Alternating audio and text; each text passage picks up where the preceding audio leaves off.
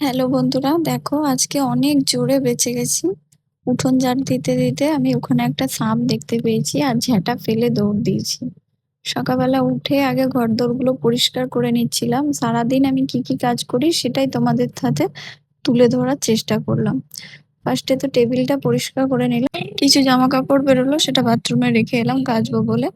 প্রথমে একটুখানি রান্নাঘরের কিছু কাজ সেরে নিই, তারপরে বাকিটা চান করে সারবো। আগে তো ভাতটা বসিয়ে দিলাম, ভাতটা করে নিই নাহলে বেলা হয়ে যাবে রান্না করতে।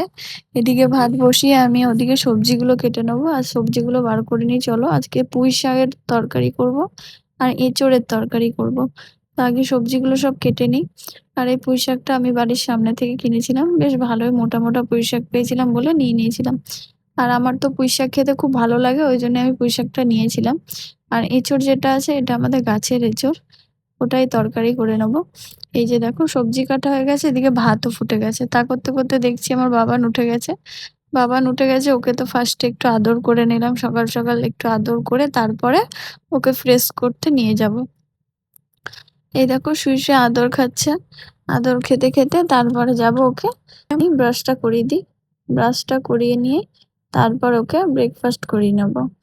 আর আমি ওকে ব্রেকফাস্টে সকালবেলা কিছু সেরকম দিই না, হালকা পাতলাই দিই, হয় বিস্কুট দুধ দিই। আজকে দুধ দেবো না, কারণ আজকে ওর কালকে রাতে একটু ওর গ্যাস হয়েছিল, ওই জন্য আজকে আর দুধটা দেবো না। আজকে একটু ফ্রুটস আর বিস্কিট দিয়ে দেবো।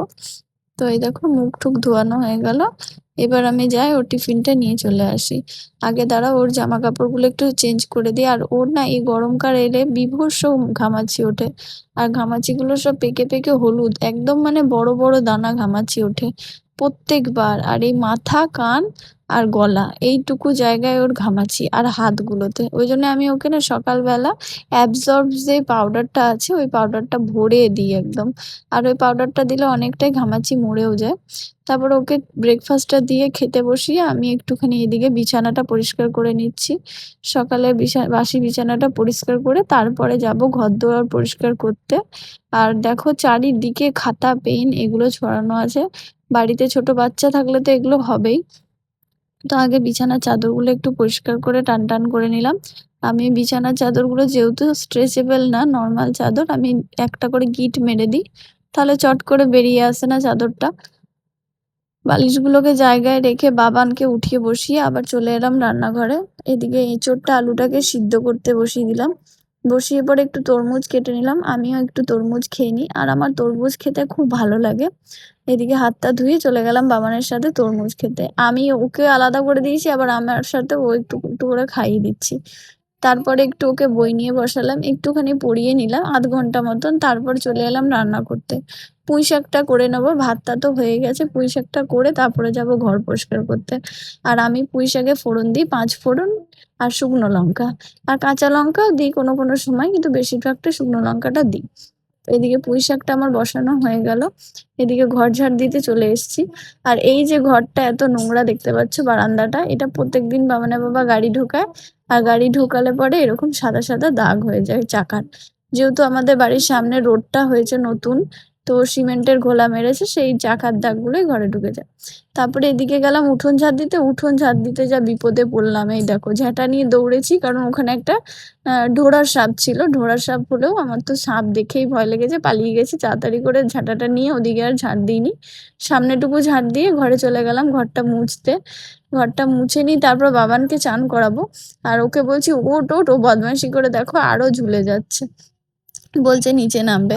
তারপরে ওকে যখন আমি জোর করে তুলেছি কানতে লেগে গেছে, একটু আদর করে আবার ঘরটা মুছে নিচ্ছি। আর এত বড় ঘর আমি হাত দিয়ে যদি মুছতে যাই না, আমার হাতে ব্যথা হয়ে যায়, ওই জন্য আমি ডান্ডাটা দিয়ে মুছি। আর এই ডান্ডাটা বেশ ভালো, ভালো আবার কিছুটা হলেও খারাপ, কারণ এর সুতোগুলো না সিনথেটিকের, খুব জলের দাগ হয়। তাও মুছে নিচ্ছি, কারণ হাত দিয়ে মুছতে গেলে বললাম হাতে ব্যথা হয়ে যাবে। তো বারান্দাটা তো আমার মোছা হয়ে গেল, ঘরও মোছা হয়ে গেল, ডাইনিংটা মুছে, বাথরুমের দিকটা মুছে তারপর আমি চান করতে চলে যাবো। তার আগে বাবানকেও আমি চানটা করিয়ে দিই। বাবানকে চান করানো হয়ে গেছে। এদিকে ও চলে এসেছে ঠাকুর নমো করতে। ঠাকুর নমো করে ওকে পাউডার দিয়ে ভালো করে পরিষ্কার কাপড় পরিয়ে ওকে বসিয়ে রেখে তারপরে আমি যাব চান করতে। আর ওর ঘামাচিগুলো দেখছো পিড় করেই যাচ্ছে, সমানে চুলকে যাচ্ছে। চলো আমি এবার চানটা করে চলে আসি। আর আজকে অনেকগুলো কাপড় কেচেছি, সেগুলোকে একটু মেলে দিই। ভালো রোদও উঠেছে, রোদ তো উঠবেই গরমকাল, তাও মানে সামনের দিকটা তো যেহেতু অনেকটাই রোদ থাকে, আমি সকাল সকাল একটু কাপড়টা কেচে মেলে দেওয়ার চেষ্টা করি। তো কাপড়গুলোকে মেলে দিলাম। আর ওই দিকটা যেতেই ভয় লাগছে, যেহেতু ওদিকে লতাটা দেখেছিলাম, খুব ভয় লাগছে। দিয়ে তাড়াতাড়ি করে কাপড়গুলো মেলে চুল টুল আঁচড়ে ঘরে চলে গেলাম। একটু সিঁদুরটা চুলটা আঁচড়ে নিই, সিঁদুরটা পরে নিই, তারপরে যাব। আর একটা তরকারি যেটা বাকি আছে, এঁচোড়ের তরকারি, ওটা একটু রান্না করে নেবো। আর হ্যাঁ, আমি এর মাঝে পুজোটাও দিয়েছিলাম, কিন্তু পুজোটার আর ভিডিও করা হয়নি। এদিকে পুজো টুজো করে চলে এসেছিলাম এঁচোড়ের তরকারিটা করতে। তরকারিটা হয়ে গেছিল, বাবানকে খেতে বসিয়ে দিয়েছি। বাবান যেহেতু এখন আমাদের সাথেই তরকারি খায়, ওই জন্য ওর জন্য আর আলাদা রান্না করি না। ওকে খাবার খাইয়ে আমিও খেতে বসে গেছিলাম, তারপর আমরা দুজনে একটা ঘুম দিয়ে দিয়েছি।